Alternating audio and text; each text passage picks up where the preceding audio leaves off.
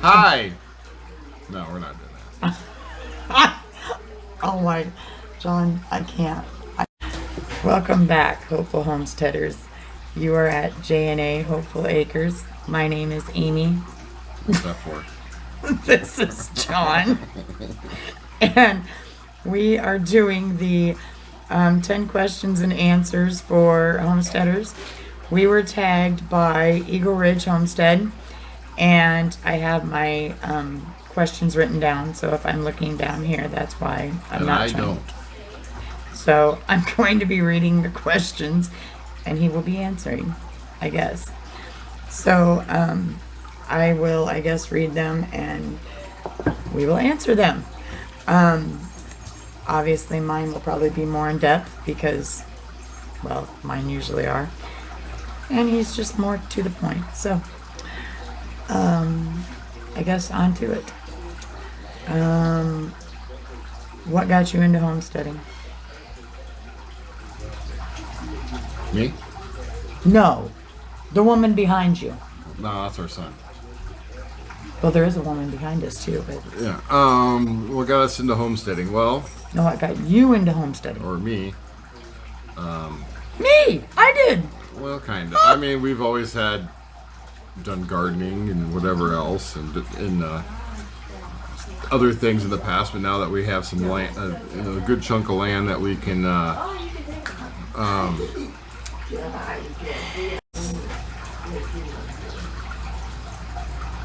You gardened.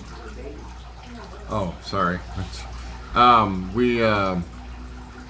Yeah. Anyways, now that we have some land, that's something we've been wanting to do. Garden and animals and chickens and all that kind of stuff. So, and the ultimate goal is to live off the grid anyway. So, is what my dream would be. Possibly not here, but that goes into another question. So go ahead. Here in Nebraska, you can't do that anyway. So, as I've said in my earlier videos, I've kind of always, I guess, homesteaded. I lived with my great grandparents, and my great grandparents pretty much always homesteaded. They always, lived. They never lived off grid, but they always, lived off of the food that they sustained and that they grew and that they, I guess, prepared themselves. They always had a huge garden. They always had, crops and stuff that they had grown and canned and whatnot. They always had, at least one cow that they processed on their own. They always had chickens that they processed on their own. They always had at least a pig or something. If they didn't at least have a pig, they at least processed a pig or bought a pig. So I'm just used to it. That's all I know. And then when I ended up getting sent away, I met him, and I lived in a huge city. Well, to me it was huge. So he says not huge. To me it was shell shock, and it was massively huge. So yeah, that's all I'm used to is homesteading. So that's what got me into homesteading, is that's all I'm used to. So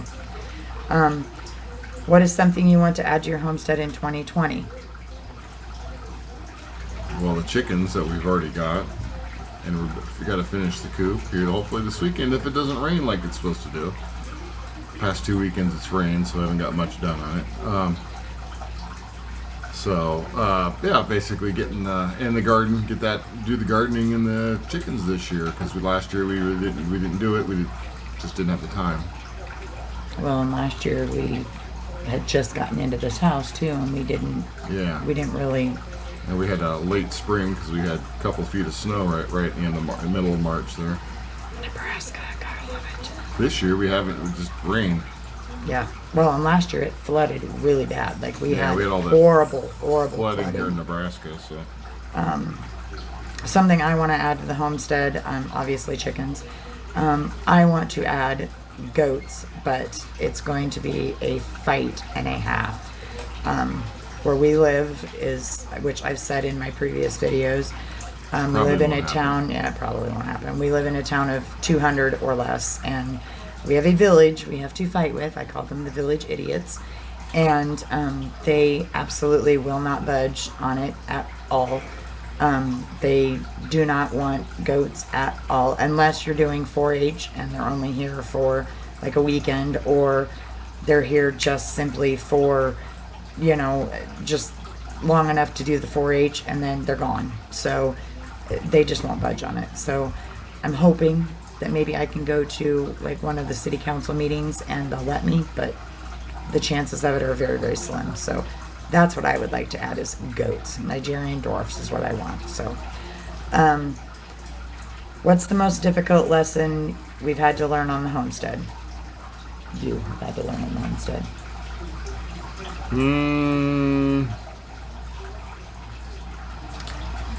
I don't know. Really, I haven't had any difficulties yet. I should say. Well, yeah, you have, but that's where my answer comes in. Yours is more with me, but yeah, I don't know. I mean, more of the I guess keep, I don't know. I haven't had too much of a difficult lesson, I guess, yet. Of course, right now we're, it's kind of with what's going on with the COVID. Don't say it, because if you say it, well, we're not monetized yet, anyway, so it's all right. The COVID-19 stuff going on right now, which is, I'm an essential employee because I work in the, I do maintenance for basically a packing house, so do refrigeration and all that. So I'm an essential employee, even though here in Nebraska we're not. They haven't shut anything. Nothing's quarantined or anything quite yet. So we're good. But even if it gets worse, I get to go to work still. Yay me! Well, I know it's a good thing and a bad thing. It's a good thing because I get paycheck. I'd almost kind of like to have the time off to get some stuff done around, here on the homestead. But so yeah, that's. I guess that'll be the difficult thing, is how this all pans out, how long it lasts and all that stuff, and the cat trying to climb up my back. So I think that's about, difficulties for us right now. But My biggest difficulty is, I'd say probably right now is, I would say my health, my back. I have, hello Gollum. It would have to be my back, because lately it's been very, very hard for me to move, and there's days when I can't get out of bed. I can't walk. Like, I just cannot get out of bed. So that would be probably my biggest difficulty at this point, is my health. So I guess that would probably be the biggest difficulty I've had to learn on the homestead. Thank God we haven't had any huge animals that I've had to get up and actually go out and feed. The other good thing to that is I have 2 kids right now that are home because school has been, closed indefinitely, so they are homeschooled right now. So, I mean, if there was big animals that had to be fed, there is that they can actually go out and do that. So I guess there's a good side and a bad side to that. So what's your favorite chore on the homestead? Oh, usually the outside stuff. So If he could be outside 24 hours a day, he would. yeah, mowing or whatever or something. I'm not, of course, not the mowing itself, but I just like being the outside until it gets like here in Nebraska 110 degrees with 100% humidity. Then I'm not so keen on the outside stuff, but got to get done. It's got to get done. And that's when I have to stay quarantined in the house, because with my asthma I can't breathe. So But of course, soon here once the chickens get out in the coop and get them going, that'll be a every morning thing before I go to work. I'll have to run out and get them fed and watered and all that jazz. And hopefully, if my put everything in I want. I won't have just basically just feed them once a day, maybe have a good feeder and all that set up. But my chore would probably that would probably be my favorite chore too. That, and then once we get our garden into, it'll be, once I get paint pals in my system and stuff too, we'll be, you know, watering and weeding. Yeah, weeding, and well, weeding will probably be up to him because I won't be able to get down on my knees to do that because That's what the kids are for. slave labor. What's your favorite thing to grow? Oh, anything. I don't know. Be honest, I don't know. You know, the favorite thing would be either strawberries or watermelons, but you know, That is if our son doesn't pick them. yeah, strawberries you get, you know, sooner than the watermelons. You gotta wait till later, but Although we do have some planted. sweet corn. I don't know, just, you know, the normal gardening stuff. I guess I don't really have a, I say per se favorite, but the things you get instant gratification, like the strawberries, you can pick them and eat them right away if you really wanted to. I'd wash them off first, but those kind of things. Our mulberry trees, they got really good mulberries. So My granddaughter loves them. just messy. Yeah, I think that's about, you know. Number 6, what do you love most about the homesteading community? She'd have to answer more on that, because Yeah, I'm the one that usually puts up the vlogs and stuff. she, you know, she's good friends with a couple people, and, you know, gotten a lot of advice, and they're pushing her to do more things and get going and whatever. And I'd have to say, you know, it's the support. It's the love and support and the camaraderie. ideas, you know, ideas from, you know, other, you know, people, what they're doing and that kind of stuff. Or, It's you know. that's what it's definitely. I have yet to meet somebody that has not been, you know, supportive. Somebody that has not been, you know, I guess somebody that's not been there to pat you on the back. Somebody there that's, you know, not been there to, you know, rah you there to, you know. I have yet to meet somebody that's not there to do that. Like, it is just probably one of the, well, I can't say one of these, it's the most supportive community that I have found out there. Like, I just love the homesteading community. I have absolutely not found anything that I can complain about. I love you guys. Like, you're just amazing. So that's what I love most about the homesteading community.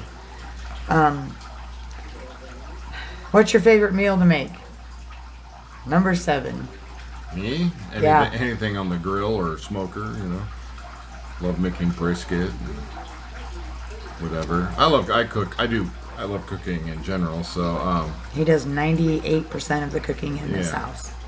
I come home from work, that's just something I enjoy. That's relaxing to me, is actually cooking and making food that everybody enjoys. So Not me. Usually, especially when the weather gets nicer, I love to, you know, cook out in the grill or use my smoker or whatever. Or, so That I he guess, made. yeah. So I guess I don't know if you can, you know, whatever. That's basically, I guess, what whatever. Yeah, mine favorite meal that I make. Like I said, he does 98% of the cooking. So, if it's something that I make, I would probably have to say my barbecued meatballs that I uploaded. Do I like making it? She makes good enchiladas too. That's what everybody says, but with my back being the way that it is, I can't stand and make food anymore. It hurts. It hurts drastically bad for me to stand and make food. I like to make the barbecued meatballs, but there again, it's a lot of prep work. It's a lot of, you know, so I don't do a lot of cooking anymore. So, yeah, that was a hard one to answer, but I would have to say, yeah, probably barbecued meatballs or probably my enchiladas or lasagna. One of those 3. What is your favorite holiday? I don't know. I'm kind of holiday outed, to be honest. But used to be Halloween. Halloween, yeah. used to go all out with that. Our family always did, and then when we lived in Omaha, I used to work at Haunted house. one of the oldest haunted houses in Nebraska, largest ones and all that. Used to be a tech there and take care of all the animatronics and sound system and all that electrical stuff and whatever, and It was awesome. go out and have fun and do that kind of stuff. So that was always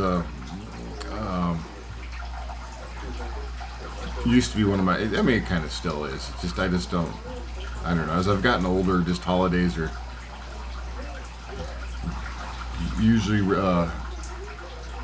I don't know. I just haven't been fun lately, and just always something's going on, whatever, you know. And working in maintenance all my life, most holidays I've always had to work because you always have a shutdown for whatever reason wherever I was at, but maintenance has to, while everything else is shut down, so we had to go in and fix a bunch of stuff that we couldn't fix when they ran. So holidays just, I don't know. Christmas, that's another good one too, but yeah, I don't know. I'm just kind of, unfortunately, I hate to say it, I'm holidayed out. So My favorite holiday is Christmas. It will always be Christmas. Well, I guess okay. It used to be Christmas. It's there again. Christmas would kind of always be my holiday, but Christmas kind of got blown like right after his daddy died. His dad died on Pearl Harbor Day, and as I've said in my previous videos, his dad was the only dad I ever really had. So yeah, after his dad died, Christmas just hasn't been the same ever since. So, but Christmas that's probably still my favorite holiday. So, is your homestead where you intend to stay permanently, or are you looking to create one elsewhere? Ideally, I mean, we're happy where we're at, but I mean, be happier, like I say, if she could have her goats and all that stuff. And I personally, I mean, granted, we're in a rural area, we're only in a town of 200 people, so I mean, it's not like we're, but I'd rather be out, I would rather be in, of course, Nebraska, if you don't know, is flat as a pancake, unless you get on the east side of Nebraska and it's nice and hilly and all that. We got cornfields and cows. Yeah, for all I can see. But, the only, the biggest hill around here is the landfill down, pretty much. I grew up in Omaha where it's really hilly. You got the lowest hills there, so it's, and a lot of wooded areas and trees and all that. So yeah, that's what I like those kind of hilly wooded areas. So ideally, I'd like to be, if we could get lucky enough to find something like that, it's in a nice wooded area and all that. And I'd be okay with that.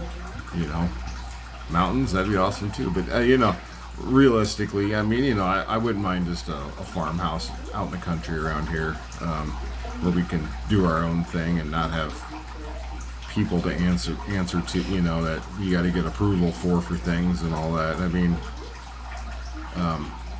so yeah, it'd just be nice to, your closest neighbors would be a quarter mile away or a mile away. That'd be nice.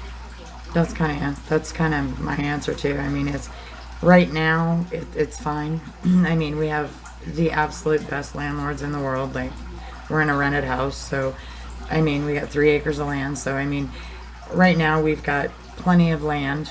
I love the house that we're in. I love our land, but like I said, if I can't have my goats, that's kind of a determining factor for me. If that changes and I'm able to have my goats, then maybe, then I might stay. But if I can't have my goats, then, and it would also determine, my health too is also going to be a huge determining factor too. If something doesn't give in the next literally months here, that's going to also be a huge determining factor too. So, what are some homesteading channels you follow? There's quite a few. Yeah, she calls for a little more than I do, but I like Lumina Acres. I like Oh, God, what's the other one? Holler Homestead. Yeah, Holler Homestead, and then Striving for the Simple Life. yeah, the Johnsons. I think it's Johnsons. They're up in northern Idaho there, building their house. And then I can't think of their name right now. oh, there's a couple more too off the top of my head. I can picture them. I just can't think of their names. She wrote all that down. This would have been the wise thing to do. Be prepared, but yeah. Who says we have to be prepared? Come on. So yeah, I mean those are some of the ones I like and follow, and at least on a daily basis I sit and watch. Off the Ranch. He follows Off the Ranch quite a bit. That's not really a homesteading channel. No, but I mean, he's doing all kinds, pretty much the same kind of stuff. So he does quite a bit of homesteading. He has chickens. He's a vet. yeah. For me, I follow, Ernie Hatmaker, Striving for the Simple Life. Hey, Tina. I follow Eagle Ridge, Cooper Family Homestead,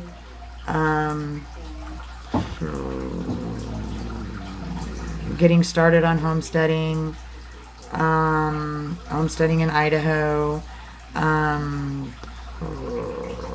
What's the other one?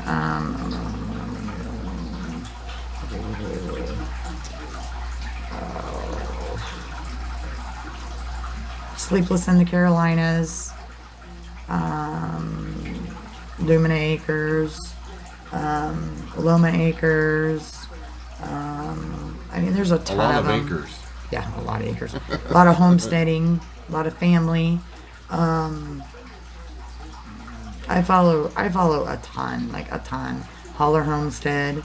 I follow a lot, like a lot. I spend a lot of my day watching YouTube. YouTube. There's a lot that I follow. Gardening wise, I follow a lot. So with that being said, the last thing is I have to tag someone. So, or combine collaboratively here, we have to tag someone. So, when I was trying to do this, I was trying to find somebody who had not done this, and that was kind of hard. We got a little distracted and behind the game and everything else, and so everybody else has pretty much done it. So. That and as I had said before, my health had kind of taken a decline there for over a week. And so with the kids being out of school and everything else, and all the stuff here lately, it's just kind of. It's just been a busy. chaos. It's been a busy past 2 weeks, or something. So I'm going to tag Homesteading in Idaho. I will send you an email, and I will tag them down in my description. So if you have done this, I'm sorry. Don't feel obligated. But I did have an amazing time doing this. I had a lot of fun. So thank you, Eagle Ridge. I enjoy doing these. I really do. I apologize to all you guys that it took me so long to get this out. But like I said, it's been chaos over here, just chaos. And like I said, it's just been just absolute mayhem over here in this house. So I enjoyed it immensely. I thank every one of you for bearing with us and dealing with our just utter sheer mayhem. So thank you guys for keeping up with us, subscribing to us. Please like and subscribe to us, and stay tuned for more of our mayhem and shenanigans. So until next time, guys, stay humble, stay kind, and if you guys can, do something kind for others. Thanks, guys. Bye-bye. Hello, Hopeful Homestead. What do the hearts mean? What? I'm gonna kill my husband. Okay.